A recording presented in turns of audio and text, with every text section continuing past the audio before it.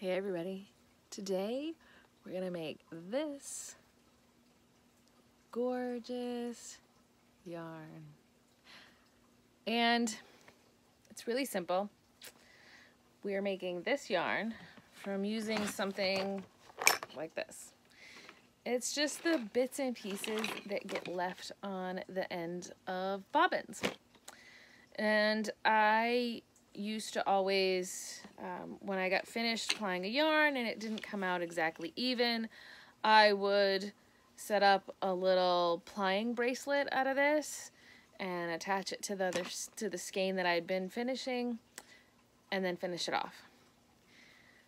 And then I saw this idea on somebody's Instagram or a blog post or a Facebook post, and I don't remember who, and I'm really, really sorry that I don't remember. Somebody out there, if you remember me commenting on your post, telling you how brilliant you are at the time, and that that's what I was going to do from now on, please let me know, because I can't remember who. But whoever I said that to, I followed through. This is what I've actually been doing, and this was a bobbin. I probably would have finished working on this one, except I, wanted to take it off and show you guys how to do this. I think this is probably about 3 ounces. I could weigh it, but I don't think it's a full 4 ounces. Still, that's really colorful. Very cool. I like how the colors came out. I'm going to take a few pictures of it and post it on the blog post, because, all of that ends up below, right? The blog post has photos and stuff. And be a little bit of information on how this is done. So, anyway, I have another new bobbin started. You can kind of see that there's a little bit on here already. And I don't know if you can tell in the video right here. This is the bobbin I use. It's a little bit loud, so I'm going to apologize for that up front. Sometimes it's louder than other times. This is the bobbin that my dog decided to chew on. And I kept it because it's not completely ruined, but I only use it for this because I keep this running. And I want these bobbins cleaned off, because this does bother me when they're like this. So I do want them cleaned off, but I don't want to have to wait, because I want to keep adding to it and keep doing stuff. So I just keep adding to this thing over time, and then I'll come back and fill these bobbins up and do it all over again. So this bobbin here, I just keep saving. And I'll show you how I add stuff to it. So I'm going to choose, no, that's the hard part, choosing which ones you're going to work with. I'm going to do this, which is the leftovers from Better Life that I posted about on Instagram, because it's Tour de Fleece right now, and so all I've been posting to really is Instagram and Ravelry, because it was just busy spinning all the time. And this is my makeshift Lazy Kate, because my good one is at home and we're at the shop. So I have my wheel set up to ply, and now I have my 2 bobbins set up. And most of this is just normal plying. Remember, we've talked about plying, setting the Lazy Kate behind you, off to the side. But what I want to show you is the way that I set up the bobbin and put in new yarn. So let's see here, right here. So this is where it ended, and you can see that the little orangey piece right here is ended here. This other piece goes on for a little bit and ends down here. So there's a pretty big difference in this, and that's because I don't want to splice in both ends at the same space, because that just makes it a little bit too weak. If I miraculously come up with 2 pieces that ending in the same spot, I'll break one and get rid of, 1.5 foot of it or something.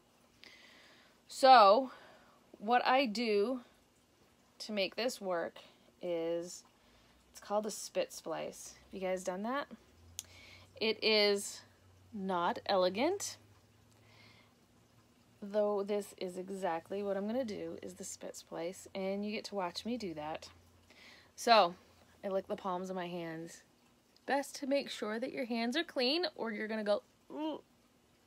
Not even kidding you. So, if you're out in the barn working, make sure you wash your hands before you do this. So, here goes, folks. Just laying the two over each other. So they're overlapped like a good hand's width at least. So about 4 or 5 inches, they're overlapped. Then I'm going to lick my palm. And then I'm going to rub them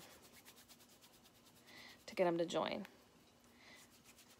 And mostly I focus on the ends and getting the ends to join in.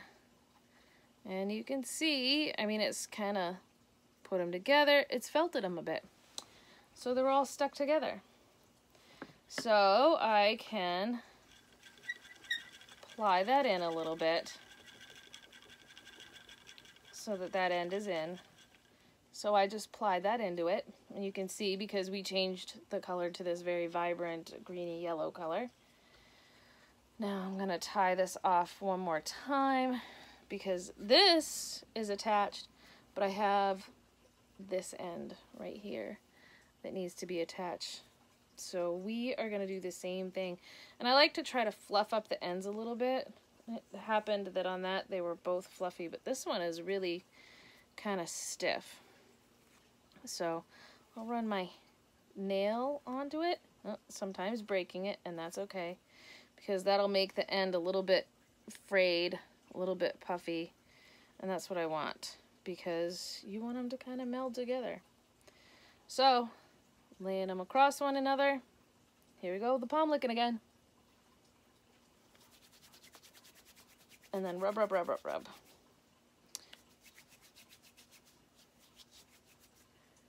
There. And you want them to kind of stick together fairly well, but when you ply, that's going to keep them together. This is why, part of why we're offsetting it. So this one joined up here, and this one will be joined way back here. So the full camera width, you know.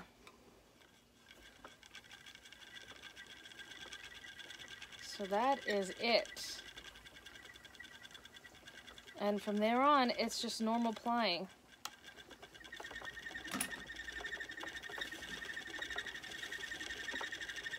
That's it. Really, honestly, that is it. I just keep plying, and as one runs out, I just pick another bobbin and just add it to it. And it ends up making a really beautiful yarn. Kind of haphazardly, kind of beautiful. I mean, there's some pieces in here, like this piece in particular just kills me. It's a limey green and pinkish. There's a couple of them here and there. I love it. So I'm not sure what I'm going to make out of this. I mean, the weight isn't super consistent because I'm just using up the ends of bobbins.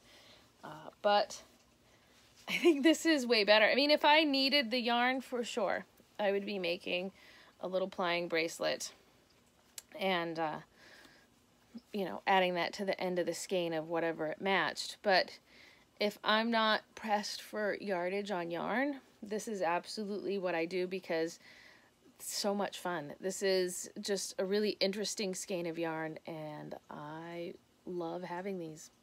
So eventually, I'll show you guys what I do with them. But I gotta figure that out myself first. Maybe some awesome mittens. I don't know. I'm really into sweaters right now, so that is a likely option. But that's for another day. So I hope this helped you guys figure out that you can do this too. And I'll talk to you later. Bye-bye.